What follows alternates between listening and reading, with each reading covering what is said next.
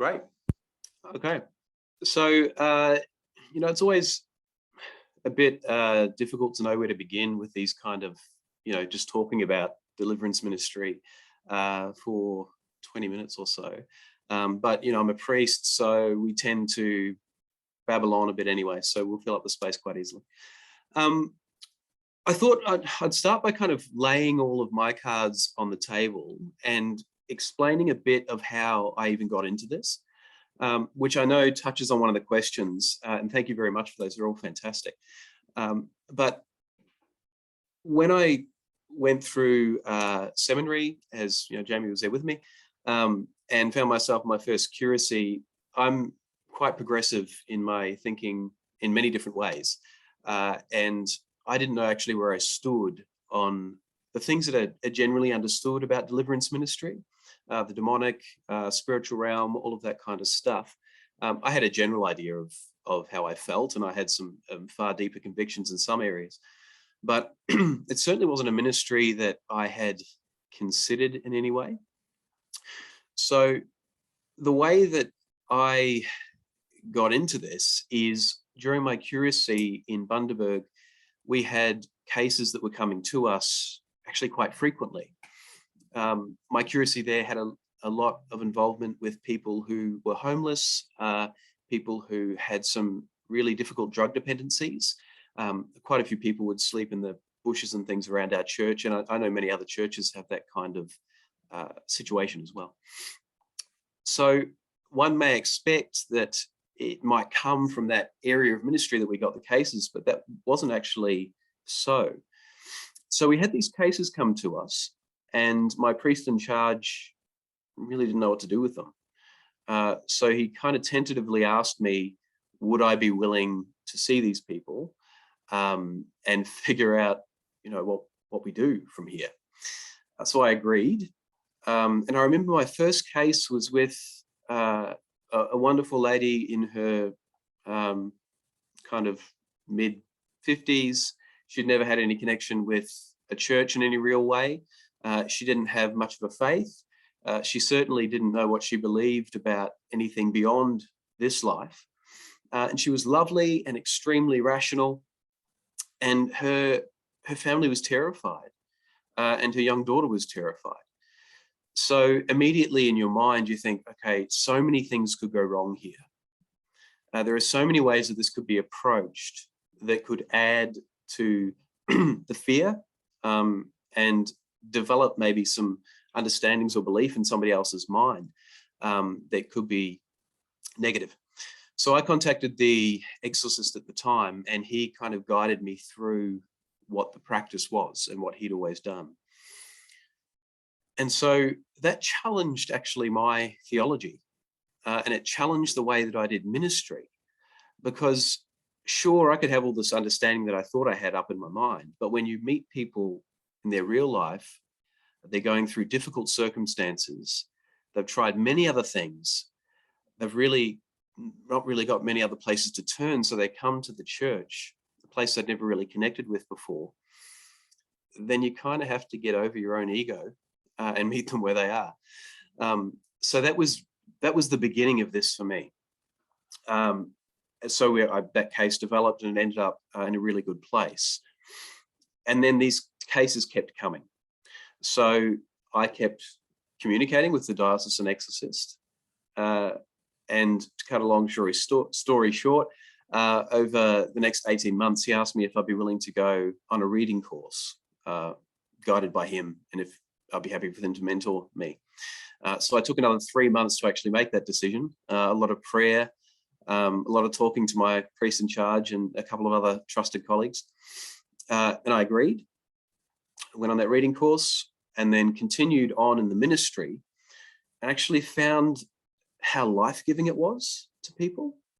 And in some strange ways, it became an evangelistic exercise, not the kind of where you're going to hunt people to try and evangelize them, but there were people who are having such a positive impact with the church that they decided to think, okay, well, maybe there's something more here. And so they would show up to services, meet people, and become actually part of the congregation. So then after that, I started to enjoy the ministry, started to really get some life out of that. And sometimes parish ministry, I don't know how Gemma and all the other priests here feel about this. I may be alone, but it can be a bit of a grind, not all the time, but there are times when it certainly can be. But I always found that this bizarre ministry that I'd never given time to before really gave me energy and life. And it was because of the people that you came into contact with. And it was a rare ministry in which you started to actually see results once you journeyed with them. And we don't always see that in other aspects of ministry. So eventually continued to do that, came to Freshwater, and then Father Martin again gave me a bit of a left of field suggestion and said, would you be willing for me to name you as my successor to the bishops' meeting? It took me another 4 months to give him an answer on that. And I decided I would. Had a chat with the Archbishop at a lunch we had at one point. And his concern was a completely valid concern. He said, look, you're quite young and fairly new to ministry. Are you comfortable with this? And we had a big chat.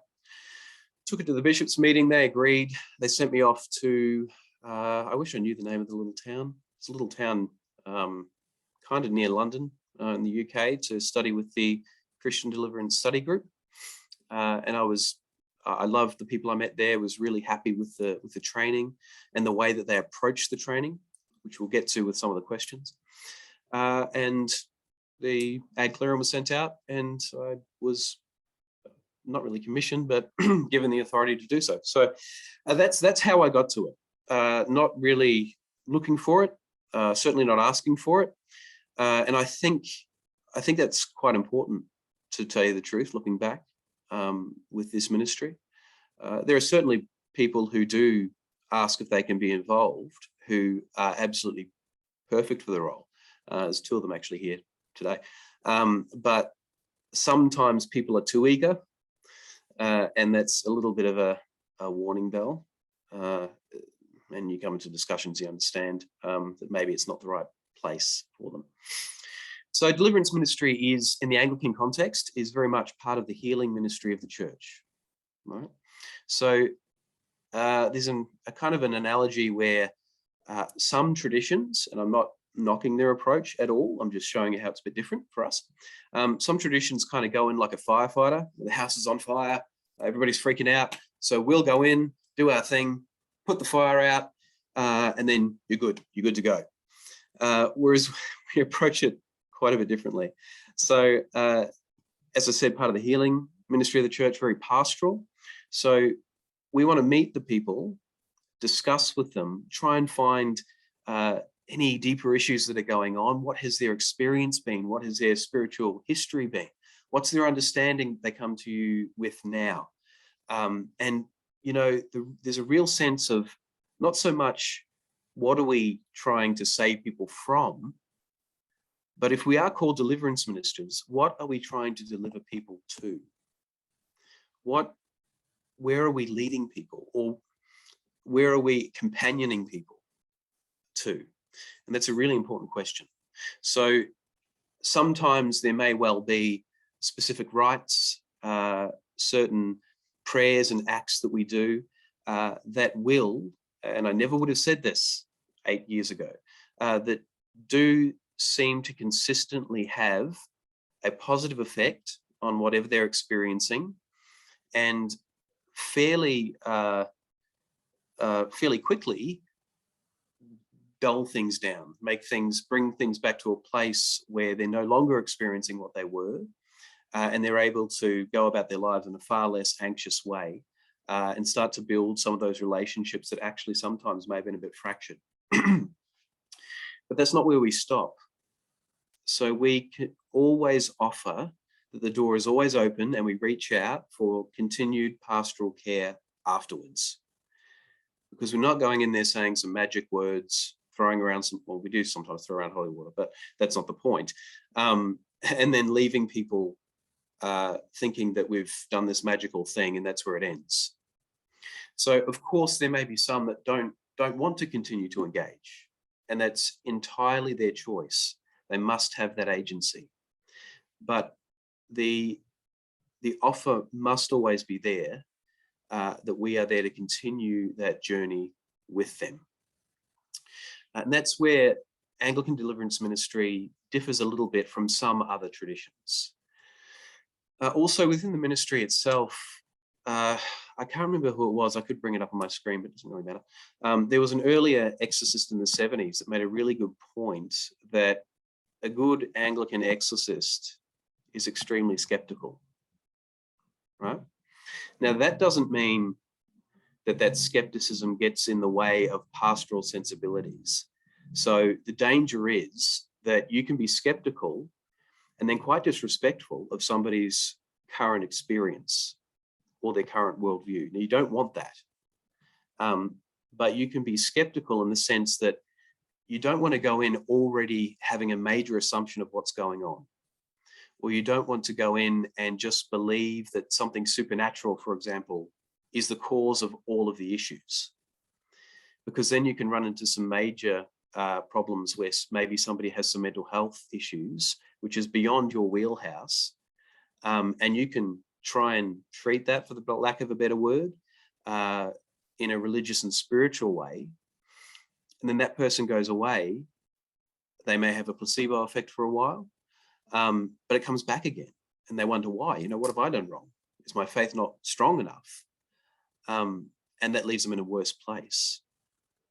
So certainly as part of the ministry, Father Martin Hope had one. I certainly have one now. We have a psychological consultant, and mine is just so happens to be a faithful Catholic doctor of psychology. His name is Father Angelo Contarino. He's wonderful. So if I'm suspecting that something might be quite purely a psychological issue, then I'll consult with him. Of course, there's only so much that he can do unless he sees the person, and that may be appropriate sometimes.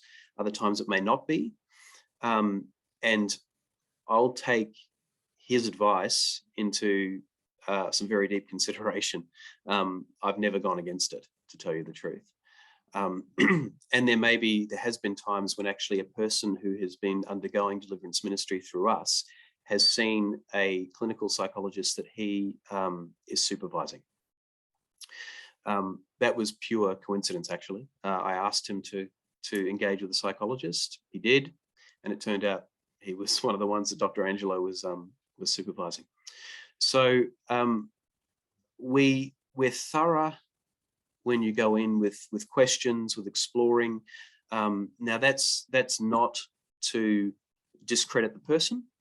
It's not to build some kind of bias. It's to be careful holistically of what's going on and what the possible triggers could be. So I think, and any percentages are a bit arbitrary, but I'd say maybe 70% of cases that come to me actually are a psychological issue. Yep, and there are other cases that come that actually are a gas leak in the house. I've had one of those. So we're not paranormal investigators, but sometimes it crosses over that line because you want to make sure that you've got the person's best interest in heart. One time it was the person had a camera, a video camera that had some absolutely convincing images on it. They were quite incredible. And they sent them all to me. And it was a motion censored camera. And these images were amazing. That they'd contact somebody in Sydney. And of course, he said they had a demonic infestation, told them to do all these different things. And it turned out, when I went to have a look at it, that there was a bird cage the other side of the room. And these incredible light images and occasional smoke was actually the bird fluffing up and the dander coming up out of the cage that then set off the camera and made these incredible, the images of the light bouncing off. So it was a pretty easy demon to defeat, to tell you the truth. But again, it's important because they were terrified, right? And after that, luckily, they were willing to actually consider that side of things. And of course, it went away. The other difficulty and danger is I had a wonderful Indigenous family who had some real issues in the family that had passed, very deeply faithful people. And this did benefit from actually some spiritual ministry. However, they had paid a black magic practitioner from Darwin who came in and would spend a week at their house, charge them $1,000 for that week. And they'd done that 10 times. So that's $10,000. I'm located, my current church where I am now is located in Deception Bay. It's a low socioeconomic area.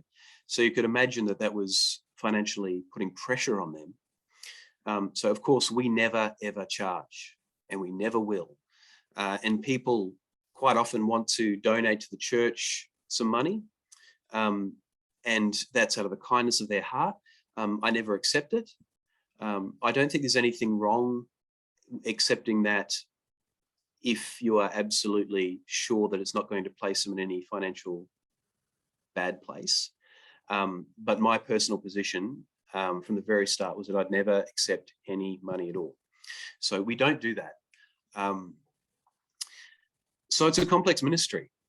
It's nuanced. And I think we have to be as honest with people as we can be. We need to connect with people's worldview and where they are. And we need to try and journey with them throughout the ministry. And it goes as far as people who maybe have messed around with things like Ouija boards and all that kind of stuff. And the reality with that is, sometimes you can do that kind of thing and nothing happens. You've had a fun time with your friends. And again, I never would have said this 8 years ago, but from my experience, that's not always the case. But you don't approach it as, well, you shouldn't have done that. It's, well, let's take a look at what your spiritual journey has been, why you were seeking out those kind of things, what was the outcome, and so what's the best way to pastorally approach this, and what's the right kind of ministry from here on in. So we build a little bit of a team around us. I've been slow in doing that. I've been quite selective, and that doesn't mean that I think I know more than everybody else, or that I think I'm a great judge of character of people. But I've been intentionally slow in doing that. And we have a very clear system in the Anglican Church too, and protocol at how any of this stuff should play out. So we have one official, I think the official title is the Archbishop's advisor for Deliverance Ministry and Exorcist. So that's the title. There's one of those per diocese, although apparently Sydney doesn't have one, which placed one gentleman in a bit of a bind. So I did some ministry with him from here up in Sydney. And then that deliverance minister can build a team of trusted companions around them who are local priests who can take care of cases in their local area. Because as you could imagine, Southern Queensland, massive area, takes a lot of petrol to get around everyone. And they can certainly do great ministry up until a point where maybe somebody's asking for exorcism or even minor exorcism. And then, of course, there's the protocol of the person must have seen a clinical psychologist, a medical doctor, and both of those, the clinical psych and the medical doctor, have to write letters supporting that ministry and stating why they support it. And then I can go to the Archbishop requesting or giving my consultation with the Archbishop that why I think it's appropriate or inappropriate. And then the Archbishop will either accept or decline that ministry. And I'll get to a little bit more of the history with one of the questions. I didn't want to answer the questions with my little preamble, but there's good reasons why that's in place. So I think I've gone for almost 20 minutes, Jamie. I didn't think I would. Surprise, surprise. That's Mm, mm. fantastic. Thank you so much, Clay. Well, I'll hit the stop record button, but for those who are watching this at a later time, there will be more discussion with Reverend Clay at our study group now. But yeah, thank you so much for this beautiful gift that you have given to our community of Holy Hermits Online, Clay.